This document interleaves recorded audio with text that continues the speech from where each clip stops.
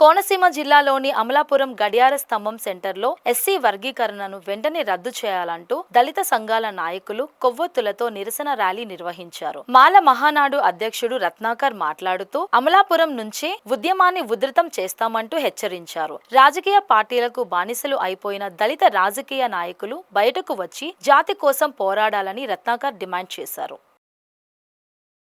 తెలుగు రాష్ట్రాల్లో ఉన్నటువంటి మాల సోదరులారా, బంధువులారా, ఎస్సీ వర్గీకరణ ముసుగులో దేశవ్యాప్తంగా కుట్ర జరుగుతూ ఉంది. దళితుల ఐక్యతపై ముఖ్యంగా తెలుగు రాష్ట్రాల్లో మాల సామాజిక వర్గాన్ని అన్ని రాజకీయ పార్టీలు కలిసి తొక్కేస్తూ ఉన్నారు. ఇకనైనా మన ఉనికి చాటాల్సినటువంటి సమయం ఆసన్నమైంది.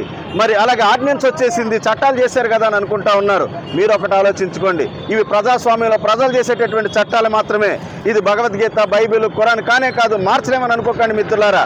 డెమోక్రసీలో ప్రజలు తిరగబడితే ఏ చట్టమైనా వెనక్కి తీసుకునేటటువంటి పరిస్థితులు ఉంటాయి. కాబట్టి మాల సామాజిక వర్గానికి పట్టుకోమైనటువంటి అంబేద్కర్ కోనసీమ జిల్లాలో మరి గడియార స్తంభం సెంటర్ నుంచి అమలాపురం అంచెలంచెలుగా ఉద్యమాన్ని ప్రారంభించడం జరిగింది. ఎక్కడైనా మీరంతా ముందుకొచ్చి ఐక్యతను చాటాలి, ఈ సమరంలో పోరాటంలో పాల్గొనాలని చెప్పేసి కోరుకుంటూ doctor Ratnakar, national president for racks and Mala Mahanadu.